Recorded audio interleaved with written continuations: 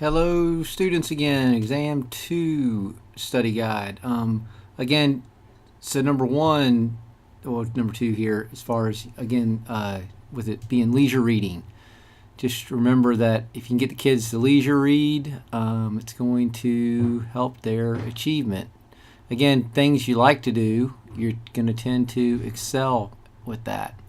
Actually, I was at a job interview, and this girl was talking about the Stanford Binet test that she's homeschooled, and she was excited about taking this achievement test, and I was able to I knew exactly what I was going to talk a little bit about standard deviations to her. I'm sure that everybody's parents were all fired up about that, but anyway, so Binet is the person, so it's Stanford Binet on that one. Think about here. So what I would do here, if it says, you see where it says first? Well, which comes first? B, T, G, or W? And no, I'm not going to put a person that has a last name A, and throw that in as far as an alternate choice there. So this correlational coefficient, again, in these tests, I do attempt to try to help you. So you see where it's got, relatable and relatable, relationship. There was another word, but I changed it to relatable to help you on that there. So this here, I'll probably switch the numbers around a little bit. So this is severe. Just remember, so if I say mild, which that's 89% of the folks, mild is going to be between their IQs are between 50 and 70. If I'm not right about that, it's on one of those. Yeah, that's right. 50 to 70 is mild. If it's not, I guess I messed up. So look, you might want to look for that. Let's see. So crystallized intelligence. Again, just think about being crystallized. It stays. So older people, they remember words, they remember vocabularies, they do just fine. What they can't do is like your mom, your grandmother trying to figure out a cell phone. Her fluid skills as far as motor skills and trying to figure out how to work something type deal, that's going to be off. You see, they kind of like jumble around, and then if you teach somebody, it's a way to think about that. So, but crystallize is just think about what this is.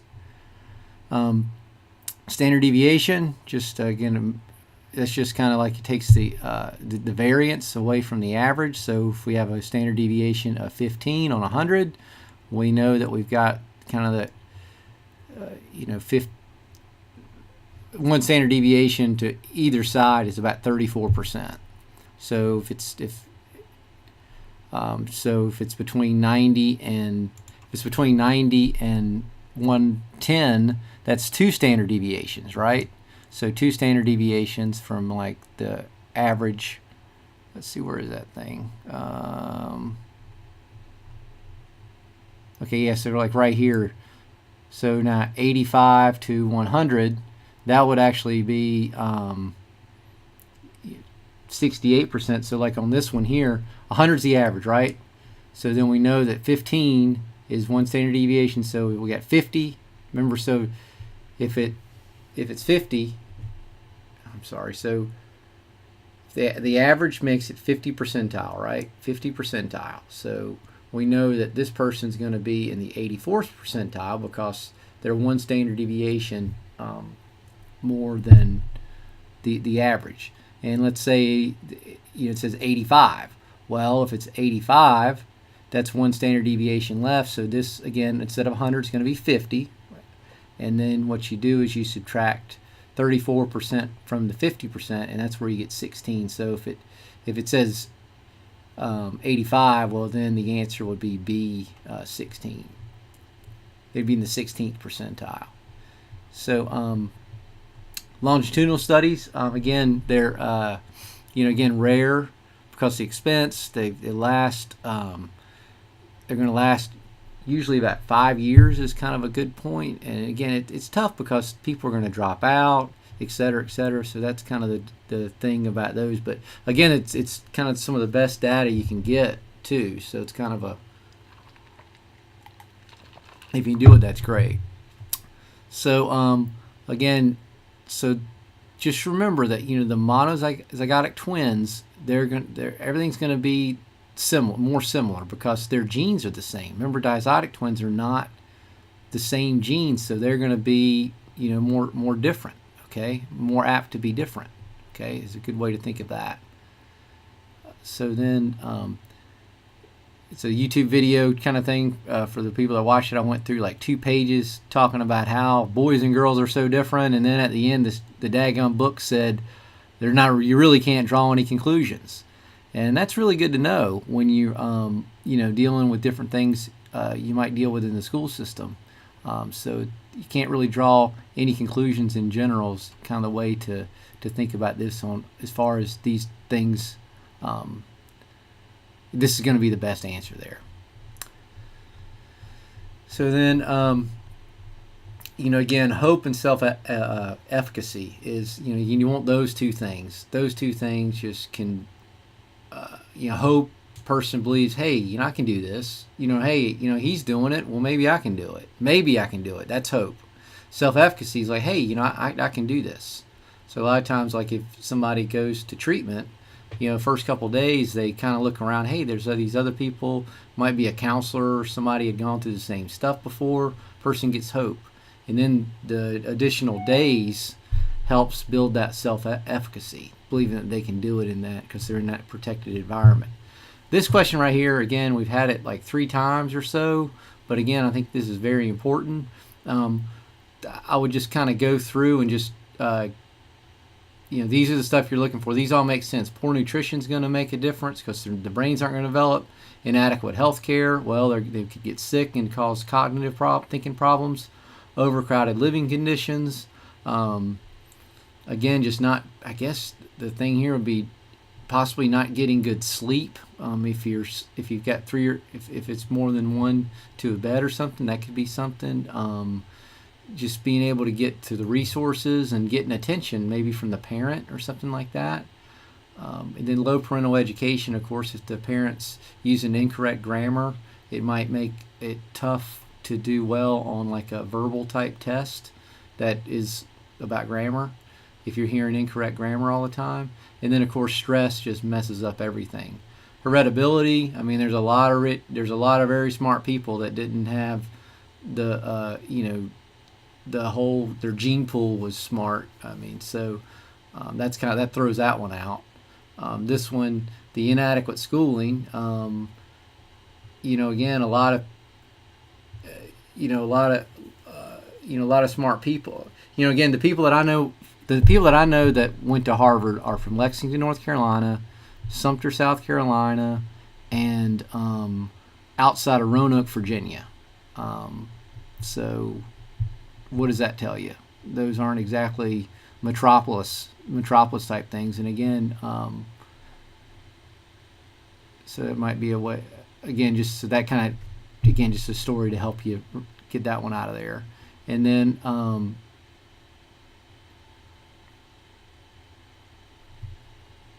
so this, I guess this has inadequate school settings, so I changed that just a little bit to just use settings. So that's not necessarily going to make that much of a difference compared to these. So hopefully that helps. So another word for average is mean. So what do you mean the average is? What are you talking about the average? So I think that average is a pretty easy word. So you might go with the shortest answer. Might be a way to do that one. We went over this one. Intelligent quotient. I think everybody pretty much got that right. Because again, this was on a quiz and then on this exam as well. So most of you got that right on both of those. The South English dialect question, again, this is just, so what this is saying, we need to take your kid in for a language disorder because he has a Southern accent. I don't think so. So that was kind of a gift. All right, so, again, I'm going to alter these numbers, right? It says it right here. And so let's say Joanne, let's use say they're 20 years old, right? And then so then so 20 years old, that's the chronological age, that's CA, right? So then you put the mental age over the CA, right? So if Joanne's 20 years old and then has a mental age of, say, 30, well, 30 over 20 is 1.5. It would be 150 if that were a choice. Again, you kind of see I try to keep that one easy there. So just remember it's MA over CA. So I think Massachusetts is probably a little bit above California as far as if you were to take I know they're not to get east and west, but maybe a way to remember that. So Massachusetts over California. And again, so this IQ score, this standard test that this girl up at homeschool is going to take, it's going to tell how well, so as far as like that gives an IQ. So if she were to go to a normal school, it's going to generally tell how well they'll do. And again, this is just the best answer. These all can be argued as being right, but this is one of those best answer type things. Sorry, you got to have a few of those. So this niche picking, people that birds of a feather flock together. Again, their niches. People want you hang around people of similar interests and tastes because you can judge how you're doing compared to those. You know if things are going good, things are going bad. Now, if you were hanging around, say you're playing like me playing basketball. If I played playing ball with the Francis Marion basketball team every day I play, I'm going to be miserable, right? I'm going to think I had a bad day. As opposed, if I go start playing with 7-year-olds, I'm going to think I had a good day every day when I start blocking all their shots type thing. So, but then if I'm playing find a group of guys that's pretty similar, I'll kind of know if I had a good day or a bad day. But that's kind of why people tend to live, where they do. I'm talking about social comparison, but still, maybe this will kind of make sense. Plus, I've been talking about it and doing that. Maybe it's like Jedi mind tricks. I'm doing hypnosis. I actually did study that for a while. It's pretty cool. And again, hypnosis was just trying. Anyway, I didn't really do much with it though. So here nor there. I think you know this one by now as far as modeling standard English. I think there's a problem there. Chunks. I think people that remember chunks, this word right here, most people got this answer right. And then, again, some tests had 200. These were kind of switched around. Like I said, I'm not going to switch this around. So, these, I might change these numbers, and that could be one of the 20. I mean, I'm not trying to make this thing hard. I want you to do, I could maybe switch some of these numbers up. But, again, you need to know it's 50 and 65. So, so if you go 200 divided by 400 is 50%, there's your 50. So there you have it. So, again, now, hey, I had some self-esteem problems when I was a boy, growing up. So may not have been bad as the girls, but, boys had it too. It seemed like a lot of answers on the test talked about how the boys didn't have self-esteem problems. They're not sure about themselves. You know how they stumble and fumble when they try to ask you out. And you just sit there and love hearing that when they're just doing that. You don't even help them out either, do you? So, here's kind of one of these, all the statements here are true as far as the stability of the IQ. They're generally going to be, how they're doing in middle childhood, they're generally going to be the same. I mean, not in general, it changes. I'm probably, I guess. Anyway, so that changes. So then it can fluctuate as much as 30 points from early childhood to adolescence. We talked about adolescence is just scary, the changes you go through there. So you never know what's going to happen there. So that's where the 30 points comes from. And remember, I believe it's saying that's 3 standard deviations. So that could be, we're talking about 50, 60 percentile as far as person could be at like in the top 60, and then could go could so it could be at the top, 60%. It could move up to the top, it could be 90%. So only 10% or higher, or they could go lower. So intrinsic, again, we've talked about that a bunch. Again, the higher the intrinsic gets back to the leisure reading. Okay, so if somebody leisure reads probably going to do intrinsic type thing. That's where you want to do something for yourself, and you're not worried about what outside folks think. Is a way to kind of think about that as far as your motivation. Self-efficacy, I think everybody pretty much got this right.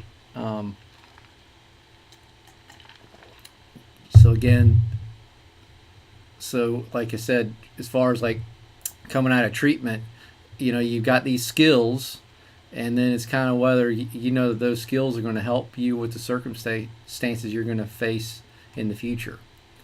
Literacy, again, one class I asked what literacy was before the class, and I mean, it's kind of a thing just to realize too. A lot of times you sit in these classes and you realize, hey, I didn't learn anything, because when I tell it to you, it's kind of like, oh yeah, I knew that, but then if you knew it, you would have been able to write that on a blank sheet of paper. So knowing something is being able to write on a blank sheet of paper.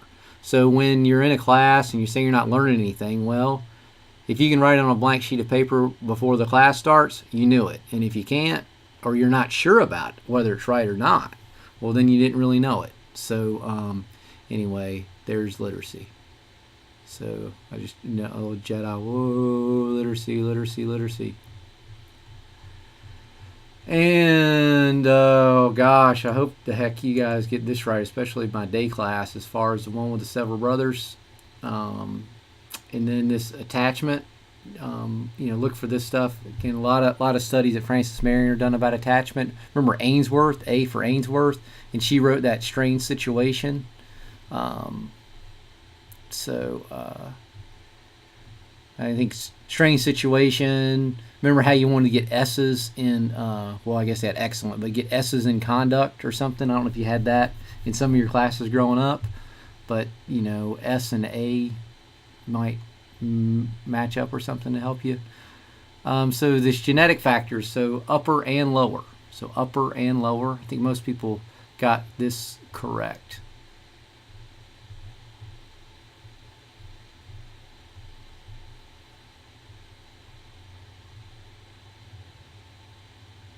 And then too, does that just not give the answer?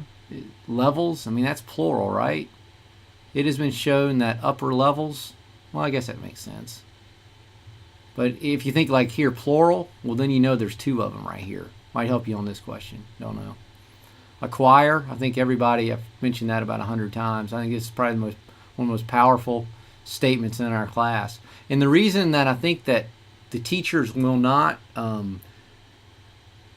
maybe after a while they'll do it, but at first it's like they want to make changes too quick, right? This takes time to do these alternative forms, right? So that's where they're going to acquire them. So that's good to know. So we got Georgia and Georgia here, and then intrinsic. She's going to be intrinsic because she is curious and is interested in reading. So, and I also tell come on, I put interested, intrinsic, right? Get it? And then wants to accelerated program, attends motivation. So his is extrinsic. Okay. So, well, I guess you got that part, but of course the extrinsic is, more points. So he's getting, external things as far as that points. And of course, when he gets points, that's going to increase. That's called positive reinforcement because he's getting something, right? So again, this one here, young writers. Again, I don't think anybody had any problems, finding something to. It's like what you're trying to say. Of course, it probably hurts you doing this research paper because you can't. You gotta everything you say you've got to find is kind of the way that works. But anyway, we're talking about young writers, but maybe thinking about some of your other courses or something. The skill-based, just whenever you see like some type of skill type thing. The holistic, think whole, H-O-L-E, whole. So you're going to have like different like things and, la-di-da type, world peace type stuff. I don't know. But strategies, see it says strategies, isolate. Strategies, think, skills and strat skills, get it? Okay, you're having fun, aren't you? Moving along. Let's see here. So now we've got your teacher, vigilant. So this is not going to work, okay? So you see it says least right there. So you want to be vigilant about correct. So you don't want to do this because we know that that doesn't really work. They're going to be silenced, right? They'll be silenced, and then sorry about that. So then they're going to be silenced, and then and if they're silent, they're not going to practice enough, and therefore they won't be they won't acquire the thing. So okay, this is really nice. So pretty much the two people that could be the answer, because Ainsworth did get a lot of her stuff from Bowlby. But anyway, so on this, so with Bowlby here, again, so strange situation, so that's the S. Remember, you're getting the S in satisfactory, so there's the Ainsworth.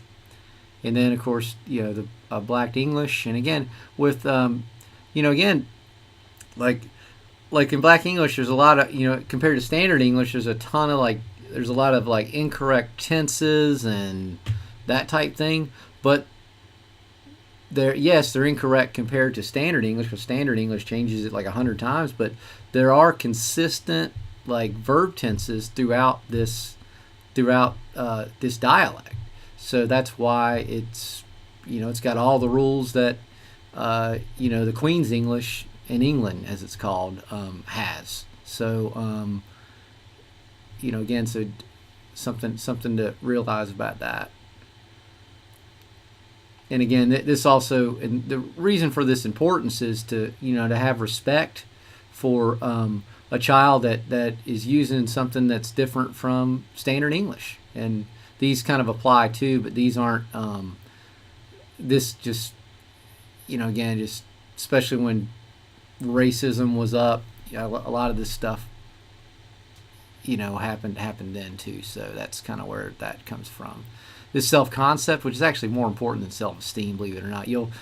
This will get more and more popular down the road. This self-concept is these stuff. So the beliefs, attitudes, knowledge, and ideas have themselves. So this takes yourself as a whole here, whereas self-esteem is what you think about yourself in a certain light. You have high self-esteem in certain things, and you have low self-esteem in other things, where your self-concept stays pretty consistent, and that's where you got all these being self-concept.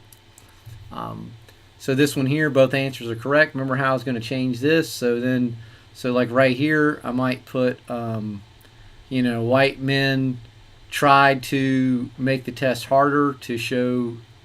I might add something like that. Again, we're not necessarily more. Again, I may change one of these. Is probably what I'm going to do there. So trust and mistrust. So obviously this is pretty much, this one's got to be your answer here. So let's see, pretty much, since I doubt any one of you know the true, you're absolutely sure what we mean by identity, autonomy, industry, inferiority, shame and doubt, role confusion. I kind of know, but I'm darn sure I know what trust and mistrust means. So let's think that's going to be the most important, right? And birth, so you can think of it that way. And again, like I said, I told you I'm not going to change this part of the question. So I'll just move this around, and then like I said, I'm not going to change the actual answers. I'll change the choices I'll mess around with the choices a little bit. So you'll be good there. So temperament and self-regulatory, those kind of go hand in hand.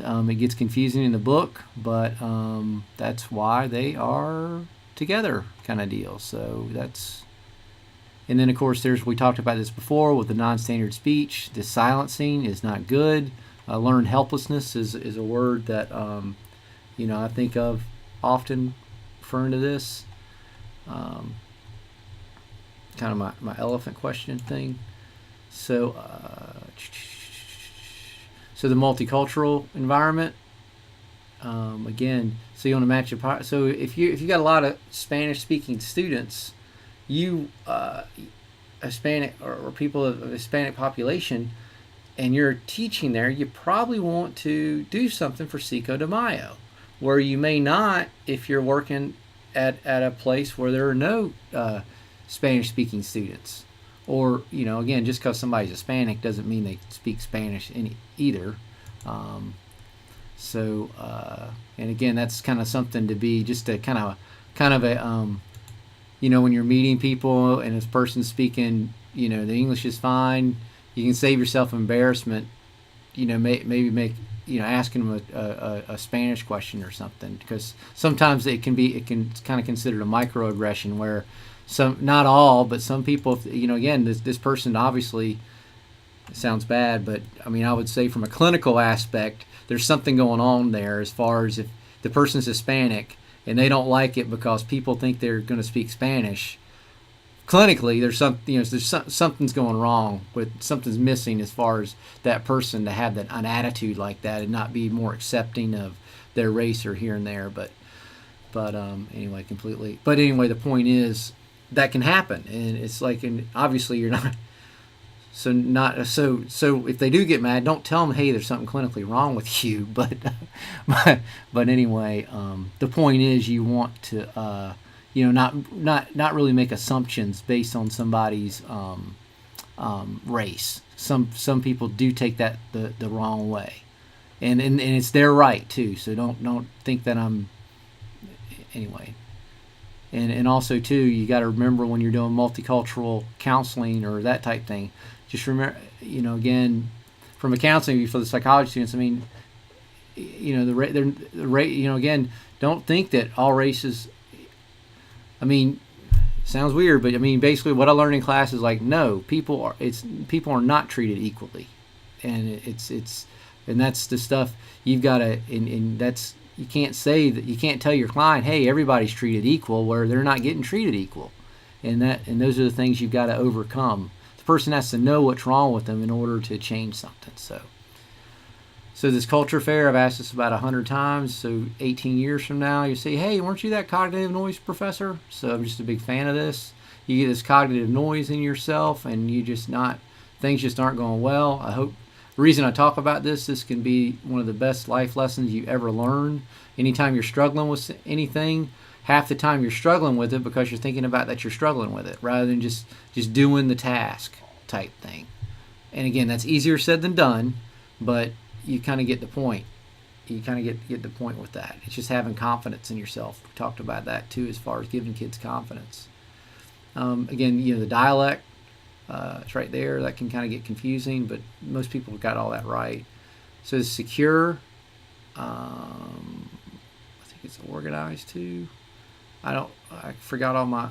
Just went blank on all my stuff about Ainsworth. But anyway, so secure is the answer here. Probably won't. Probably won't even ask that one. But if you do, just remember it's the one that's off here. I don't know if you watch Sesame, was Electric Company. One of these answers is doing the wrong thing. So secure is doing the wrong thing, so you want to circle that one. The ga, trying to sound something out. Phonics, hooked on phonics. And, again, the story is I never learned phonics. So that's why I stumble and grumble when I see these words. I don't know the root words. And often students have to help me on some of the words I don't really, I just haven't seen. And then sometimes once I learn, that's why it took me so long to say efficacy and things like that, because I just don't see those phonics skills that a lot of you had, because we just didn't learn it that way when I was growing up. So bilingual is going to be 2, multi is going to be 3 or more. And then this is the saying here is picnic. So that's actually Aubrey's actually writing a book right now called Picnic. He's finishing it up right now. But anyway. And I switched this around so it wasn't, again, it's not, I'll probably switch it around to picnic to make it easier for you. But anyway, so that's how to remember that. It's positive, immediate, certain. So if you want to get somebody to do something, you want to have positive, you want to give them something, and then you want to happen to make it immediately, and they know they're going to get it. and then that's the way that they'll change, possibly change their behaviors. Again, with you reading your chapters and making notes. So positive was, well, if you didn't do those handwritten notes, you were given a poor grade, or you were given a reward. If you did it, you probably made a lot higher grade on your on the quizzes where you had the time to make notes, good notes. Immediate, so like when you're taking that test, when you're taking those quizzes and you've got those notes, it's immediate, and you're pretty certain that it's going to help you. So, pretty much towards the end of the semester, I mean, you were just kind of doing. You might have even gotten there to where you picked up the book, and almost when you started to read, you almost picked up a notebook to start writing notes. Again, you should be doing this for all your classes, and it'll really help you, because I mean, those are some hard quizzes, and y'all did really well. And yes, you had the notes, but the point is, you didn't need those notes, especially after a while. I could have taken those things away, and the grades may have fluctuated. You might have. I mean, the point is, the grades would have been very similar.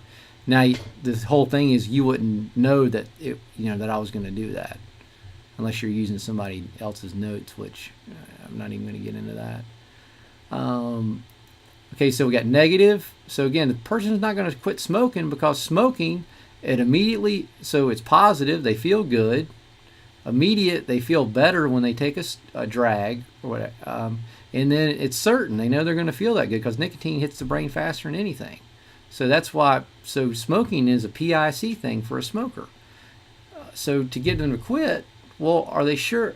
So one, you're taking something away from them. So that's negative, right? And then future, you don't know that if a person stops smoking, they're going to be better. Their lungs are going to be in better shape or not. You're not. I mean, probably, but you're not sure, because it's in. Well, that's uncertain. I'm sorry, but then, again, just if they stop smoking in one day, are they going to feel better? No, they're going to feel better in the future generally. And then, are we certain about this? I mean, not all the time. So that's why it's so tough for like a smoker to stop smoking. I hope that helped. Thanks for listening, and I look forward to seeing some folks tomorrow and some folks on Thursday. Good luck.